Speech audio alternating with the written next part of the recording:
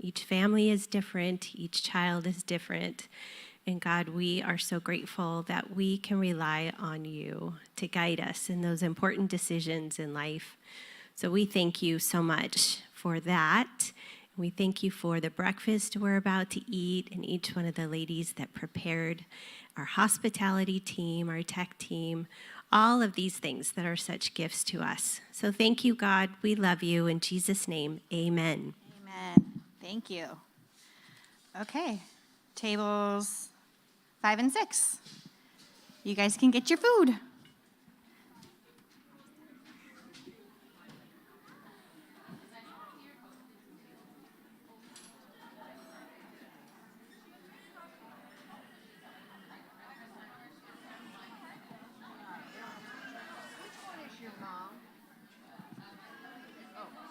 Yeah, okay. Lolly.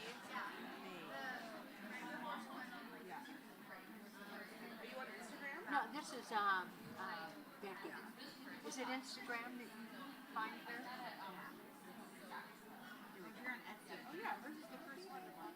Oh, good. Oh. Take my mic. Oh. Are you going to go talk at the table? I've had company. People are all over them for baby shower gifts. If you know the name already,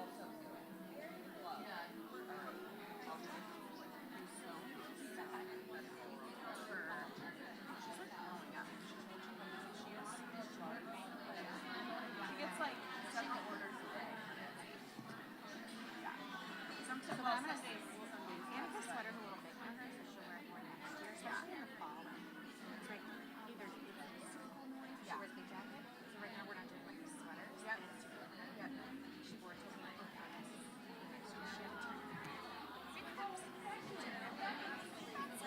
Yeah. So she'll get, I think, a few from Sunday.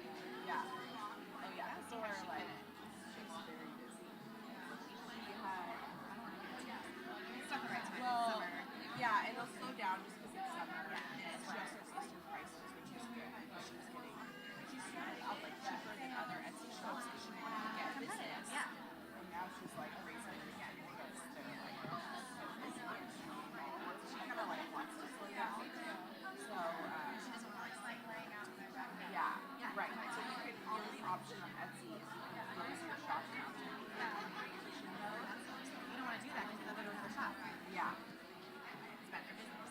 Right. So she's kind of like, Yeah, raise the price. Okay. Tables 1 and 2. 1 and 2. So are you excited about tomorrow? I'm coming. no, I'm so excited. Yeah.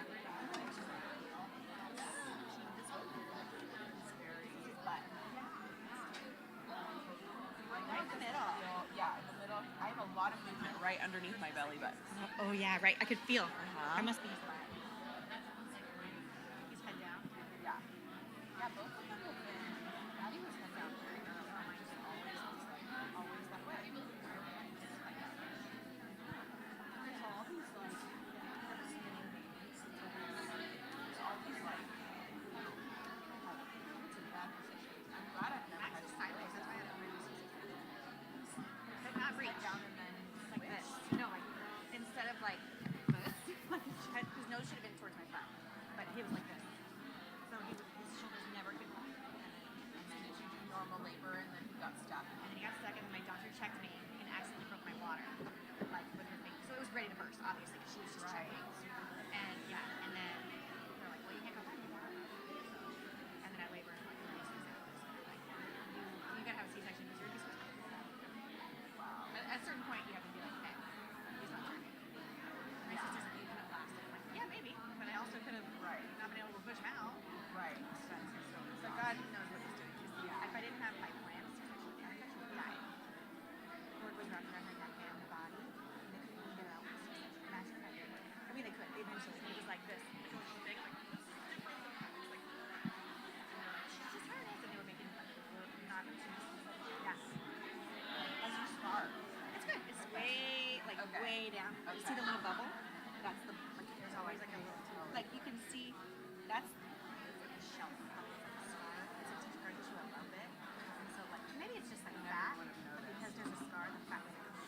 Oh, yeah. you eating? Go eat. I'll do Okay, it. I'll do the last tables. You're not. Do you still fast or no? I don't know.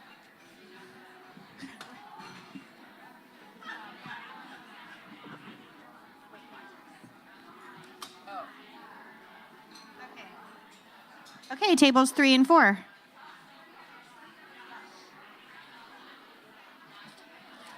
Tables 3 and 4.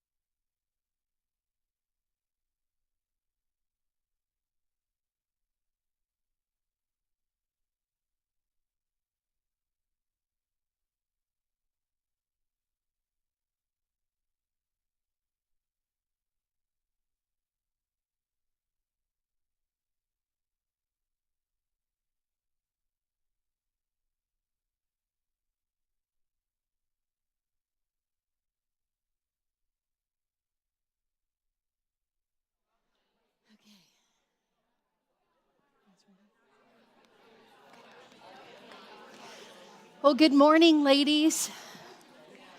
We are here to talk to you about options in education. Let me begin by introducing myself. My name is Stephanie Schwartz. I'm the Director of Women's Ministry here at Compass. I've actually had the privilege of being the Director of Women's Ministry since the church began, so almost 18 years ago now. I've been married to my husband, Richard, for almost 40 years, and we have 3 adult kids. I have 1 grandkid and 2 grandkids on the way. So with 3 adult kids, obviously I had to make schooling decisions for them. And I actually worked as a private Christian high school teacher for a while. I ended up homeschooling my kids over a period of 16 years, and then I sent a couple of my kids to a public charter school.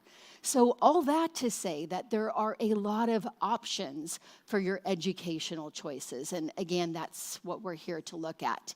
One of the things that I want to start with, though, is just distinguishing between mandates and methods. Mandates are things that we have to do. For example, we have to feed our kids, and we have to educate our kids. But methods are the ways that we choose to do those things. Methods are how we will fulfill the mandates that we're called to. And methods are optional. They're up to the individual and the individual family. They aren't hard and fast, and we need to be willing to be flexible when it comes to methods. So thinking through, methods as far as education, it's wise to collect information about, what we're going to make choices regarding. Also, as Christians, we need to go to God in prayer and ask Him for wisdom regarding the methods that we're choosing, and then talk to the parties involved, talk to our husbands, our families, and then make the best possible decisions regarding the methods to fulfill the mandate of educating our kids. So we're going to help you with part 1 on that this morning by providing you just some information. And I have my 4 friends here, Tracy Mansfield, Jennifer Wachorick, Lindsay Henderson, and Karen Chen, and they're going to represent different forms of schooling and help to win you over to each of their individual sides. So let them begin by introducing themselves. If you guys could tell me your name, well, we already did that. So if you could tell me a little bit about who you are, your family, your involvement in navigating motherhood, and which schooling option you represent. Hi, I'm Tracy Mansfield, as Stephanie said. I've been married to my husband, Andrew, for almost 8 years now, and we have 2 daughters, Nicole, who is 7, and she's in 2nd grade, and May, who just turned 2. For me, I like to hike, I like to play tennis, I like to eat a lot. And for NAVMO, I first attended NAVMO when I was about 8 or 9 months pregnant with May, and it was just for maybe a month, and then I had her, and then I was like, I don't know if I can come back. But then I did come back as now I'm a table leader, and it's my first year. I guess I'm a leader in training in LIT. And I will be representing the public school option. Hi, guys. I'm Jen. I have been married to Jason for 10 years this year, and we have 4 kids. Ryan is 12. He's in 7th grade. Mary's 8. She's in 2nd grade. Lex is 5. He is in TK. And Levi's 3, and he's home with me. And we have been coming to Compass for about 8 years, and the very first thing any of us ever did was I came to NAVMO. And I'm feeling a little nostalgic today because the people that invited me to NAVMO were my husband's aunt and uncle, and Uncle Rick's in the parking lot right now working on all the landscaping today. So, and I've been serving as a table leader for about 5 years on Thursdays. And our family, my kids are super into sports, and we like to camp.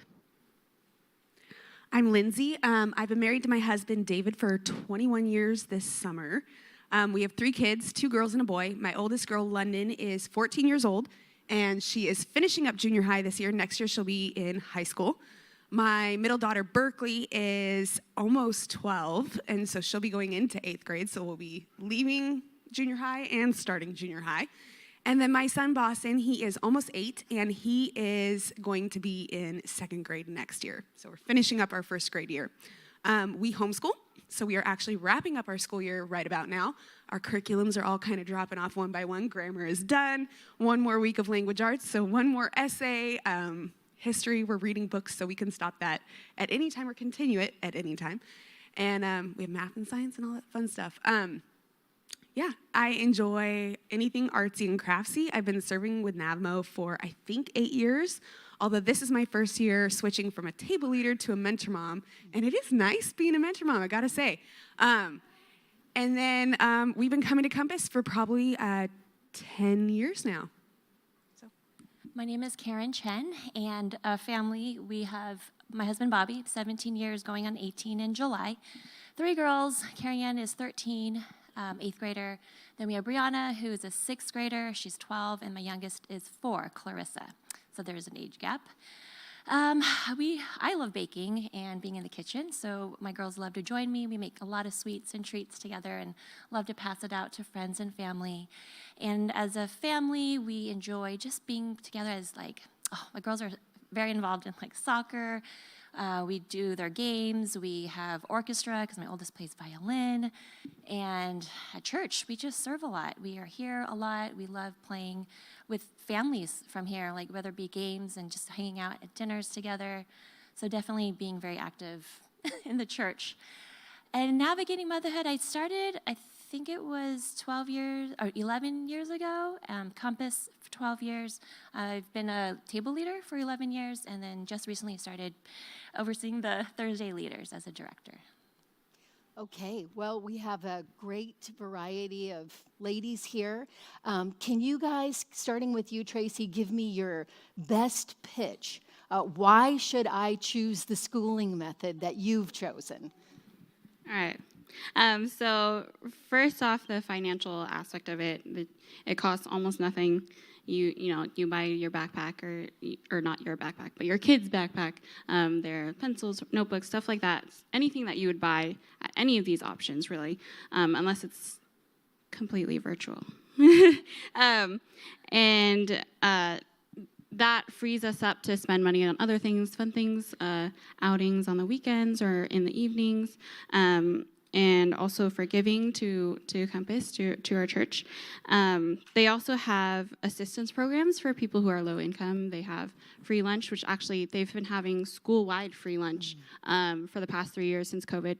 And so any kid who wants to get lunch can get lunch. They also have after-school programs and assistance for that as well. It's convenient. Usually the school that you're zoned for is very close to your house. Could even be in walking distance. I walked to school when I was in 5th and 6th grade, and it was a blast. We just walked around the corner. It's very convenient. Having Nicole go to school during the day frees me up to do other things like clean my house, which it really needs it, also have time to meet up with friends and not have her asking me for things every 5 minutes. I have time to spend with my younger daughter as well. Since Nicole was an only child for 5 years, she had a lot of time with us alone, and so we want to make up a little bit of that time with our younger daughter as well. It also frees me up to serve during the week, like Karen said. I'm here on Friday mornings as a table leader. I'm here on Thursday mornings as a KBC worker. Here on Wednesday mornings for Bible study. So I don't know if I would be able to do that otherwise. Also, public school teachers are highly qualified. They have to be certified. They have to have a degree. Most of them have a master's degree as well. My husband is actually a special education English teacher at San Clemente High School, and so I know firsthand, well, secondhand, I guess, how much work it takes to become a teacher. And also, kids are exposed to a lot of diversity. There's a lot of friends that Nicole has that are, different, come from different backgrounds, whether it's cultural or religious or just other lifestyle backgrounds than her, and she can be exposed to that. And it can help lead them to be more empathetic as they grow up to others. They also have a lot of program options. There's intramural sports. You can play at the junior high and high school levels. They have clubs, especially at the junior high and high school level as well. ROTC, things like that. And also, public school is actually one of the best options for special needs kids. As you know, my husband's a SPED teacher, and so he knows firsthand all the things that goes into specializing the education experience for special needs kids, whether it's mild, like autism or OCD, things like that, or moderate and severe, where they need special one-on-one attention, special classes. I remember at my public junior high, there was a special ed class who they had so much fun. They always baked cookies and did all this fun stuff. The last thing is our witness. Nicole is, every time she goes to school, she has opportunities to invite her friends to church or to tell them about Jesus. Hey, do you know about heaven? Do you know what's going to happen? And also teach her friends about kindness and forgiveness and things like that. So she's our little arrow that we send out into the world. Wow, that's great. Jen, can you tell us why private? Sure. So my kids are at two different private schools. My oldest is at a private Christian junior high school, and my two middle ones are at a private Christian elementary school. And for different reasons. One of those is attached to a church and the other one isn't. So there's a lot of differences just right away from that. But in a practical sense, I like that the classrooms are smaller. It's usually 10 to 20 children in each class.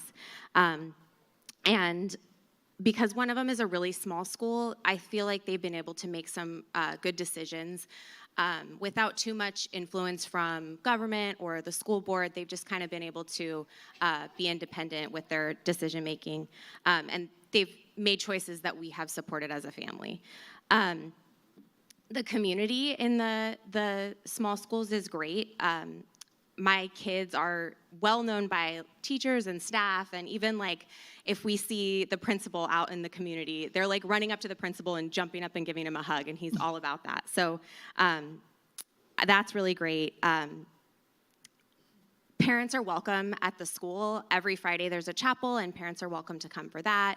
You're able to volunteer as room mom and things like that as well. And then community, I think, is really fostered with the kids too. They have things like prayer partners where they have a child that's older than them and also a child that's younger than them, and they meet together and talk and pray and just are able to fellowship with each other. There's also a lot of events that the school facilitates that allow parents to be in fellowship together too, which I think is really important to get to know the other parents and families. And then lastly, I definitely value that there is a Bible-based curriculum. Just the fact that my kids are being taught in a way where God's word is trickled into every subject is really important to me, because it reinforces what we're teaching at home and what they're being taught at church, and it's just kind of a part of their everyday life. So yeah, I think it helps to establish that worldview that we want them to have. Yeah, that's great. So it sounds like you have more intimacy there, more personal attention than maybe in the public option. What about you, Lindsay, with homeschool? We're 1 on 3. Doesn't get much more personal than that. On a fun note, every day is pajama day at our house, pretty much. We don't have to wear shoes if we don't want to. We can also schedule vacations. I know that came up yesterday. We could schedule vacations or take days off and do fun things on the off season and go to Disneyland when there's no one there, which we just got passes. There's still always people there. But on a serious note, academically, it's one-on-one. you're able to see where your child is struggling and where they're not struggling. And we had done public school. Till my oldest was in 5th grade during COVID, and my middle was in 3rd, and my littlest guy, he was actually at private preschool. So we've actually kind of smattered across all the options there as well, and we'll do hybrid next year. So it was just interesting to see that there was gaps in their education that we were unaware of. Our daughters were both very well behaved. They're great kids. They're sweethearts, so they didn't have behavioral issues, so they flew under the radar. And during COVID, we had our eyes open to that there were gaps. They did not know their math facts when they should have learned math facts, or they did not know certain things that we thought, oh, this is foundational. This should have been drilled into you, and I feel like it should have been brought up to us that it wasn't, that they weren't mastering it. With homeschooling, you're making sure they're mastering it. And because each kid is different, you might have a child who masters something instantly. Great, we get to move on. We don't have to do every single problem that the curriculum assigns for that child. We can move on, and guess what? If they've spent a week on it, because the curriculum says to spend a week, and they still don't get it, we stop and we camp out. I don't care if it takes a month for you to understand it. I don't care if it takes 2 months. I don't care if we're spending half the year here. I'm gonna make sure that my kids actually understand what it is that I want them to learn and what it is that they should be learning. I also love homeschool because you have the flexibility with everything. Whether you have early kids, early risers like my own kids, we are up and getting schoolwork done by 7 a.m., or I have friends and family who their kids don't wake up until like 10, so they don't start their school day until like lunchtime, which we're done at lunch. Or you have the flexibility. I know financial issues can be a problem as well. They have curriculums that you could purchase for little to no money. There's free curriculums out there, and then there's stuff that if you want to spend thousands of dollars on your child's education to homeschool them, you could do that as well. It's all across the board as far as what your child needs. And you're gonna be the best advocate for them. You know them better than anyone else. You're with them every day. You know what their needs are. So I think that's a great thing for homeschool is you could tailor it exactly to your kid. That's great. Karen, what in the world is hybrid? I didn't even say what I was representing myself. So hybrid is basically the best of both worlds, or the three that they're talking about. You get the intimacy of having a home setting, but also you don't have to have the pressure of being the solo teacher, and you can send them off to a school. So for us, I mean, in general, there's the flexibility and the structure, which I like. I wasn't gifted with the super mommy powers of homeschooling. No, but there's definitely pros and cons. So with hybrid, you are able to have that home setting at home. With the flexibility and the structure, like I mentioned. So my older girls, they're what's called a Capo Virtual Homeschool, and it's a separate program from the public on-campus school. And so I think they start in kindergarten, but we started in 6th or 5th grade for the oldest. They started in public school. Actually, before that was in a private preschool and private kindergarten. Then due to finances, we had to switch to public. And then with the option opening up, we went to the Capo Virtual Homeschool. So they can have the option of having all the classes at home, which is like an instructor-led video, or we have workbooks too, but it's all set for you. The curriculum is laid out. I'm not picking and choosing. The pressure is off. I'm there more of someone to guide them, to help fill in what they're missing, what they need help with. Like what Lindsay was saying, my girls were kind of flying under the radar, but yet when they came home and they're struggling with essays. They couldn't do a 5-paragraph essay or just structure. And I'm like, oh, you should have learned this maybe in the early years of elementary. So yeah, in public school, they can just totally go by because they're a great kid, they're obedient, they don't cause any trouble. But at home, you can have that one-on-one time to really patch up the work that they are lacking. And then my youngest, she will be starting Heart Christian Academy in fall for kindergarten, and that's the same concept where Tuesday, Thursday, she will be at school under another teacher, and then Monday, Wednesday, Friday, I will be teaching the rest of the curriculum. But again, it's all laid out. I'm not having to pick and choose. Sorry, I'm like jumping back and forth. So going back to my older girls for the Capo Virtual Homeschool, they have, again, the option of being all at home, or you can choose up to 2 classes. So my middle one is right now taking math and science on campus at the middle school, and then she'll do the rest at home. So that's nice because then I don't have to like blow up stuff at home with science experiments. And we can, bypass the mess. They can put on the goggles. They can work together. They have that interaction with their teachers and with the students. So again, that's what my second one really loved, and I'm glad that there was that option. My first one, she could care less with interaction with her students, but so that it's kind of neat that we can tailor that depending on the kid, even with this separate program. I know that there are other options like co-ops that you can do where you're not the solo teacher, but you're working together with other families. So that way, maybe one friend is teaching the subject of math and science, and then you do English and spelling and home ec. I don't know. You can even choose. So it's neat that there are different options, which is why the hybrid is you're picking and choosing. You get the best of both worlds. You get a structured classroom, but that you can have other times at home and fixing the gaps that they've been missing. So. Yeah, that's great. You all did a great job, and each of these methods seems so appealing. I think it's neat the way you guys have pointed out, too, that you switched at different times. So it's not like once you choose a method, you're locked in for life. Yeah. You can always switch if it's not working for your kids. Listening to you and hearing the benefits of the educational choices that you're using at this time is really encouraging. But we know that there's no perfect method. And so I'm going to ask if you could maybe just be transparent and let us know what some of the shortcomings are or, the potential cautions that you would give our ladies about the method that you're using. Tracy, you want to start again? Sure, yeah. Sorry. So, there are bigger class sizes at public schools, we all know. Nicole's class at her school, she has 32 kids in her class this year. That's not by design. They were trying to hire another teacher, but Chinese teachers are hard to find. She goes to a Chinese immersion or a Mandarin immersion program. And so they do have a paraeducator as well in that classroom that's actually switches between the 2 second grade classes. But yeah, that's definitely a concern that there's 32 kids. How do you keep all those kids in line? How do you keep all of them on task and make sure that they're all doing what they need to do and learning what they need to learn? There's also the transition time of like, okay, everybody sit down. Okay, everybody quiet down. Everybody take out your pencils. Everybody, making sure that everything's happening with 32 kids, and lining up to go outside to recess or lunch, or lining up to come back in. There's a lot of transition time that's taking away from actual teaching time or actual learning time.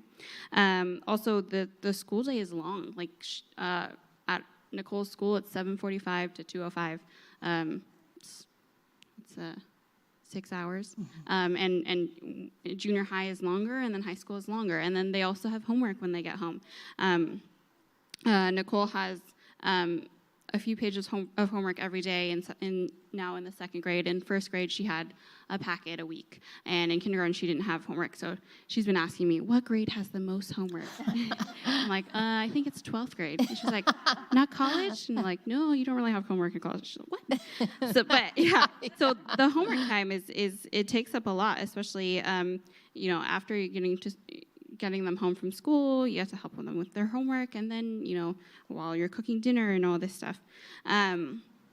Also, a lot of the schools in the public school system are a little bit older, unless you're in a community that was just built and, has a school that was just built, like San Juan Hills or Great Park in Irvine, those places. The schools could be in disrepair, with all the recent storms that we've had this spring. There's been a couple of leaks in the classroom that Nicole's in, and so they had to move to a portable while they were fixing that for 2 or 3 weeks. So that's something that you don't often hear about, but I'm sure if you went to public school like I did as a kid, that was an issue. There's those brown spots on the ceiling. You're like, what is that? So yeah, that's definitely a concern. And also, the values don't always line up between your family and the schools, or your family and the teachers. there's a lot of the, be yourself and like love yourself and live your truth mantras, floating around. And on the surface, they seem positive, but they can be damaging. The kids are like, oh, I don't need to do anything. I can just be myself. Why would I need to learn how to share? Why would I need to learn how to be kind? Why would I need to learn how to forgive? Things like that. And we know that there is truth. It's not everybody has their own truth. We know that there is one truth. And so that's something that is a concern for sure. And also, some teachers just don't care anymore. Once they get tenure, once they're good and they know that their job is secure, they can start to lose their motivation and will to go above and beyond, and they'll just skate by. And as for my husband, as a teacher at San Clemente High School, he sees that, and he is very cautious to try not to fall into that as well once he's in that position. So yeah, those are the drawbacks. Well, thank you for sharing that. Jen, are there any drawbacks with private school? Definitely. I think the one caution that I would say is that the tendency is for parents when children are at Christian private schools to kind of drop them off at school and rely on the school to teach them values, teach them worldview, teach them about the Bible. And we can't do that, even at a Christian private school. It's great that it's reinforced there, but all of those things should definitely be coming from us, coming from our home, and having them plugged into a Bible teaching church and different small groups throughout that. Being in such a small social setting, so my middle kids are in a school where it's one class that just advances together. That definitely creates, problems of its own. My daughter this year, she's, just like a super energetic, loves to play, sports and run around, and, she's just, I guess you would say, like a tomboy. And so she's always played with the boys. And this year, they're in second grade, and the boys are like, we don't want to hang out with girls anymore. And so she's struggled because she doesn't,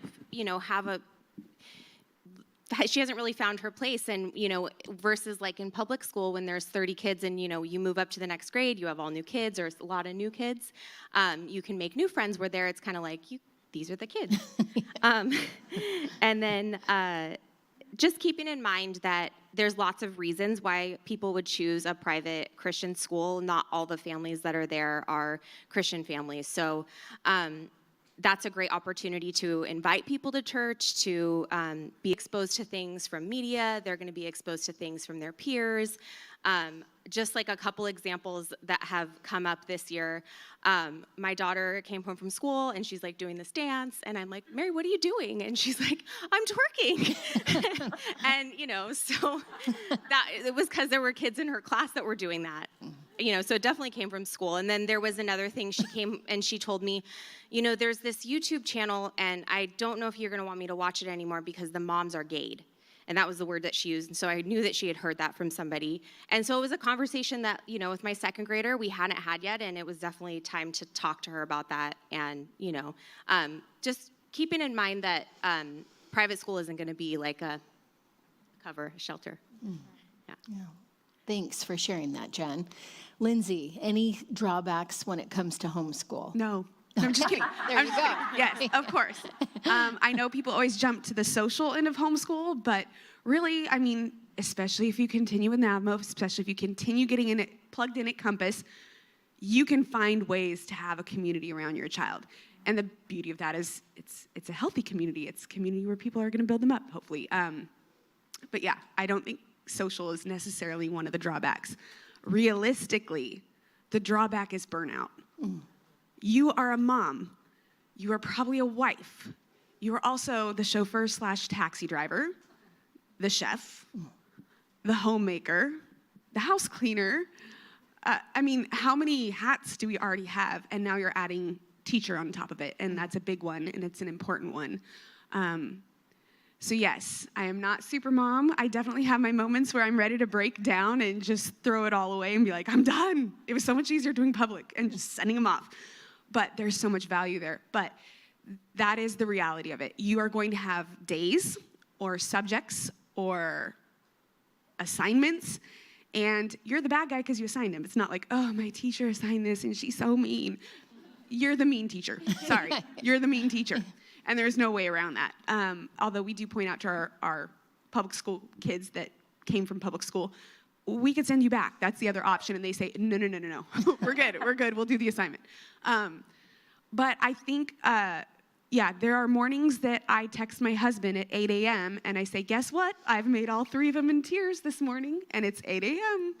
And then there are the mornings where I feel like I'm the one that's on the verge of tears, and those are the mornings that we do spontaneous bagel days, and we go to breakfast. But you are going to have those temptations to burn out, to cut corners, to just, is this assignment really necessary, and stuff like that. And I think sticking to it is really hard sometimes, especially when you have all the other hats that you're wearing. So that is a reality, and you'll find ways to combat it, and you can overcome it. It's a challenge, and it will be a challenge. So, Yeah, thank you. Well, Karen, since you're a hybrid of everything, there can't be any drawbacks, right? Well, no, I share everything all these ladies are saying. And yeah, the burnout is real, like Lindsay said. I mean, it is by the grace of God, right? So definitely, when that happens, I think we go back to why we're doing it, right? We're investing our time in our children's lives and for their future. So when we talk about that, I think time management also is a drop. I don't know what or cautions if you were to do the hybrid, because you do have to drive them to their classes. And if you have multiple kids, they have different pickups, they have different, drop-off times, and then you have to work with your other days and what that looks like. And it's time management, and you have feelings of, I can't do this anymore, or whatnot. But definitely it's nice for the hybrid because you can fall back on the days that you do have to send them to school, and then you get a little rest time. And then the mornings that you have them at home, then that's when you can, gear up and say, oh, we can do this again. One other thing I want to mention is, like the social aspect of it. When your kids are at home and you're doing lessons at home, and then you don't have that classroom setting. That's why I was saying with the dual enrollment, you can send your kids to class and you can choose what they would be in. And there's a option of homeschooling campuses, like there's PC Preparatory, and they have classes that you can pick and choose. And it's like, if you want your kids to get more writing in, you can send them to a writing class. If you want them to work on their calligraphy, you can take them to a calligraphy class or cooking class. So that's why, yes, with every aspect of home options, you can make it work out. Yeah, that's great. I just don't feel convinced on anything yet. I mean, these options are great. The cautions that you're giving me are very honest, and I thank you for being transparent about that. So I know that you guys have obviously made decisions for your children. Can you tell me a little bit about what that looked like, that decision-making process? How did you involve your husband? Maybe if your child is from, another marriage, or there's other parents involved, how does that look, making the decision? How is it that you come to the decision regarding each kid? Lindsay, you want to start with you? Sure.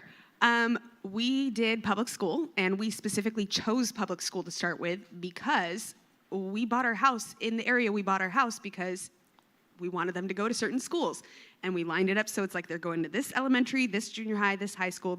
We are finding a house in this circle. And we did that. We were both very much against any other option other than public school. When we came to Compass, I started meeting other moms who I saw their kids had qualities that I wish my kids had. They were patient, they were kind, they spoke to adults politely, and just had these skills that I liked. So I kind of would casually bring it up to my husband, and what do you think of homeschool? Or what do you think of this? And he's just like, absolutely not. And because I wasn't super convicted, I'm like, that's fine, we'll stay where we are. When COVID hit, that was a huge time for me to reevaluate things. I did not like the mom that I was at the public school, because when public school started, I was the taskmaster trying to get all 3 kids ready and clothed and shoed and out of the house for school to start. And then they were at school for 6 hours, and then they came home, and it would be, okay, quick, eat your snack, let's do homework. Why do you not understand this? Didn't your teacher go over it in class? And then I was reteaching a lot of the stuff that they were supposed to be learning for the 6 hours you had them. And I just felt like I was a taskmaster trying to get them to finish their homework so they could shower, so they could get to Awanas, and so we could go to sleep, so we could wake up to do it the next day. Like, I didn't like that. I didn't like being a mom. So I saw with COVID and having them home that there were so many gaps in their education anyway, and I just thought, I'm doing a lot of this at home, and I felt very convicted that homeschool was the option for us. My husband was still on the other page. We were very much split. And I remember telling him reason after reason that all my little homeschool moms are saying, oh, tell him this. Oh, do you know what looks good for this? Do you know homeschool kids, you could do this, you have the flex, all these things. I gave him all those reasons, and none of them were that reason that I just told you, right? So I prayed about it. I did not want to nag him because that's not going to make for a peaceful home. So I prayed about it. I asked God to give me just one more opportunity to bring it up in a peaceful, loving way that I could share with him that exact reason. I don't like the mom that I am. I'm not enjoying my kids. I'm not enjoying my time with them. And God was gracious. We had a COVID side-by-side car date with my daughter's best friend at the time. And the mom asked me, she goes, well, you're not considering homeschooling. And I was like, thank you, God. My husband is sitting right next to me in the driver's seat. I get to answer her question without being a nag at him. Got to answer it. And I just left it at that. God, this man is 100% against homeschooling. If you want us homeschooling next year or in the future, it's your job to change his heart, not mine. And I left it at that. And I felt such peace, and I was excited that he heard my reasoning. And I think it was a week later, because it was like crickets, nothing. My husband researches, and he researches quietly and doesn't tell me what he's looking at. And then, so he comes up to me a week later, he goes, okay, don't get all excited. But I've looked at it. It does look really good. Like, colleges do like to see homeschool kids. They do like to see, what are you spending your time with? You have time. What are you doing with it? All this stuff. So that's how we made that decision. And after that, it was just 100%, and we are so thankful for that. But it is hard when you're not on the same page as your spouse. Yeah. Yeah, that's good. I like your emphasis on the peace in the home, and that really being more important even for the kids than, the method that you choose, that they see peace within your marriage. Jen, jumping to you, how did you make these decisions, and, how do you process this with your husband, and how does that look for you guys? So you kind of brought it up already. We are I guess you would call it a blended family. So my oldest is my stepson, and his mom lives about 30 miles away from us. So when it came time for him to go to kindergarten, it made a lot of sense to put him in a private school because we were able to put him somewhere that was halfway between us, so that switching off during the week was really easy and seamless.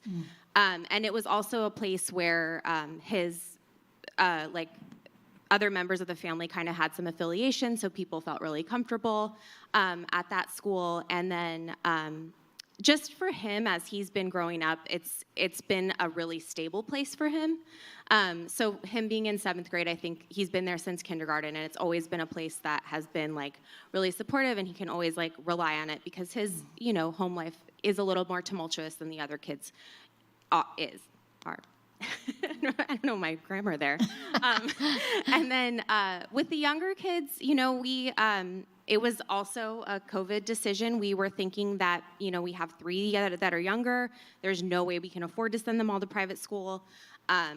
During COVID, my daughter had already been going there for preschool, and they were making some decisions that we really lined up with. So we kind of thought, okay, maybe we should just do this for kindergarten. And there were a couple things financially, like my parents offering to help us out a little bit, that fell into our lap, and that kind of lined everything up and made sense at the time. But year by year, it's definitely something that we're praying about, we're evaluating as a family, because private school is super expensive, and we're like a normal middle-class family. There's definitely things that we aren't doing because we're sending them to the private Christian school. So year by year, it's something that we're thinking about, especially with the younger ones, because we have a lot more control over their day-to-day. Yeah, that's great. Tracy, what about you? When it comes to making these decisions, how do you team up with your husband? What does that look like? So I'm the opposite of Lindsay, actually, but I'll get to that later. But Nicole was attending a private Christian preschool when COVID hit, and they sent out emails. So they're like, here's some worksheets you can do with your child at home. I'm like, okay, we can do that. It's just letters and numbers, super basic stuff. And I just did not have the patience for it. I was like, I would get frustrated, she would get frustrated, we would all be frustrated. And so I was like, homeschool is definitely not for us. So earlier, my mother-in-law had mentioned, hey, there's this school nearby. They have a Mandarin immersion program, and I feel like Nicole would do really well there. And I mentioned it to my dad, and he's like, yeah, definitely send her there. We want her to be able to speak to her older relatives. We want her to be able to get a job in the future and have a leg up or even get a $10,000, $20,000 raise because she's bilingual. And I was like, oh yeah, cool, sure. And so we decided, well, we're not zoned for that school, so we needed to enter into a lottery to see if we'd get chosen. And when we got the email saying, hey, congratulations, Nicole was selected to be in the Mandarin immersion program, we took that as a sign, that's where she should go. But recently, my husband, he was homeschooled up till junior high by his mom. His mom homeschooled all three of the boys up to junior high. Super mom, probably, definitely. And boys are different from girls. But so recently he's been like, would you consider homeschooling? Because he wouldn't be doing it because he's teaching kids at San Clemente High School. And I was like, oh, let me pray about it. And so I've been praying, and Lindsay's my mentor mom, and Jane is my co-leader, and they both homeschool. And I know so many people here at Compass who also homeschool, and I was like, well, if my mother-in-law can do it, then maybe I can do it too. So I'm definitely getting more open to it, especially because my husband feels so strongly about it.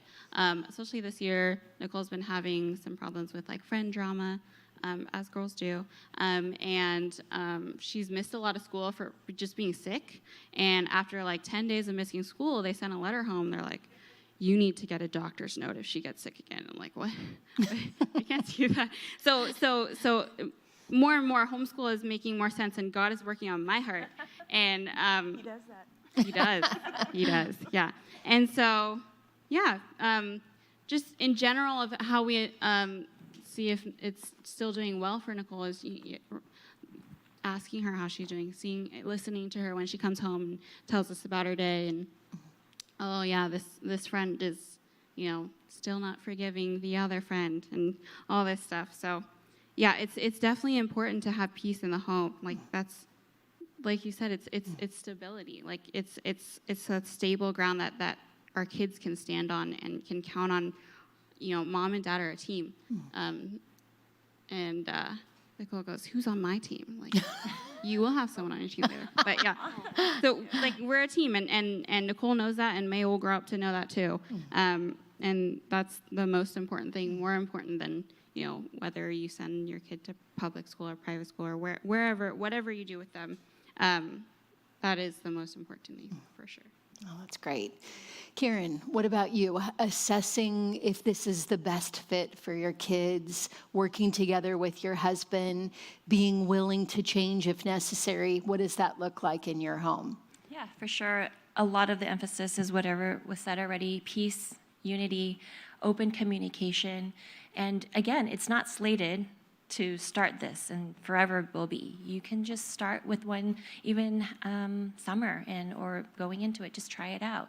And if it doesn't work, then try something else out. But main thing I think is communication with your household, with your husband, as he is the leader and you are the support. You guys are a team. And so if he is not wanting it one way, but you want it this way, there's going to be division. And then the kids will see that, and then nothing will be successful. So definitely talk through it, whether it be finances. If you are considering private and you really want it, but your husband's like, the budget is not allowing it, then that's going to be squashed. That was us. Like, what are we going to send Clarissa to kindergarten? That's a bigger step than just preschool, and it's a lot more money. So that's something that was definitely, because he's like, no. I'm like, okay, cool. Clear answer. So then that's why we looked into the Heart Christian. It's like, okay, that's doable. So there's 2 days a week that they're at school and I'll be at home teaching. Can I do that? What does my ministry look like? What does my Bible study look like? And so again, it goes back to time management. How are we going to fit things in? And yeah, it's overwhelming because it's going to be a little bit more on me versus the older girls. They're very independent and they've been working really well in the setting that they have. So I'm thankful for that. So this is going to be like a new season for me. And it's like, okay. And I need my husband's support too. Like sometimes I just need him to say like, it's okay. Like I'm here. You know, sometimes he may not be like able to really help with maybe the teaching part, but just knowing that he's going to be there and just to have that moral support, that really helps. But you need to bring that up too and have that as a concern. Like this day is going to look really busy. Will you be able to blah, blah, blah, blah? I know, and take something off the load. And it's a partnership. So again, going back to, having that peace and unity in the house and good communication to make it work. I'm not going to say it's going to be easy, but it's about flowing and doing it together so that way you guys are on the same page and it flows. That's great. Okay, well, let me ask you this then. If you had just one line of advice that you would give to these ladies, maybe some of them are holding babies right now and they're just in the phase of changing diapers and it feels like schooling choices are so far out or, they're not on the same page in their family, whatever it is, or they're thinking about your method, what really one truth would you want them to walk away with after today? You want to start, Karen? Sure. I would say to do things all unto the glory of the Lord. Like he made you for a purpose. You're a mother. That's a gift. And use it wisely for his purpose and his glory. Because when we end up doing it for ourselves, we're going to fail. We are going to feel hopeless. You're going to be feeling defeated, discouraged. That's when you're doing it for yourself. But when you do it for the glory of the Lord, you will have those hard days. You will feel chaos. The sea is overflowing over your head. And yeah, the babies are going to be crying, and you're like, I can't calm them down. But when you do it for the glory of the Lord, be that peace in your soul. That's great. What about you, Lindsay? I think, keeping in mind your little ones are not going to be little forever. Think about the adult you want them becoming and always evaluate. Is this school choice? Is this program that I'm involved in? Is this extra stuff I'm involved in? Is this community I'm involved in? Is this helping them accomplish that? Because they're not always going to be little. They're not always going to be able to get away with just the cute little smile they give you, right? They're going to grow into adults. And hopefully adults that function well in society, hopefully adults that function well in God's kingdom and can make a good stand for God's kingdom. So I think that's always important to just keep evaluating and keep just assessing what's working and what's not. And don't be afraid to change it. And just make sure that you are, your kid has been placed with you. God has given your specific child to those specific parents, right? You are there for your kid like nobody else will be there for your kid. Not a teacher, not a principal, not grandparents, as much as they love your kids. You are their parent. You need to speak up for them and you need to have their back and do what's ultimately best for them, best for their souls, best for them as an adult. Great. Jen, what about you? Closing words of advice. Yeah. So just no matter what school choice you make, I think even starting at as little as some of your kids are, keeping open lines of communication, answering their questions when they come up, answering them honestly and kind of getting in front of the things that the world is going to teach them. Because like I said before, they're going to hear things, they're going to be exposed to things. It doesn't matter what schooling choice that you make. And you want them when they have questions to come to you. So yeah, that worldview comes from the home. It doesn't come from the school. That's great. Yeah, and Tracy. And I feel like, I don't know if there's anything left to say. I guess reinforcing that, yes, we need to do it all for the glory of God. Yes, we do need to. We know our kids the best aside from God. And also just remembering that, like, you're not locked into it for the rest of their lives. And also you can do different things for different kids, like all of these ladies have done so well. And yeah. Fantastic. Thank you. Thank you so much, Karen, Lindsay, Jen, and Tracy. And thank you guys for listening to our Options in Education panel. Hopefully, this has been useful to you and will, help you to start thinking through the decisions that you're going to need to make for your kids' schooling methods in the future. So you're dismissed to your group time, and we hope that you have a fantastic time discussing these things.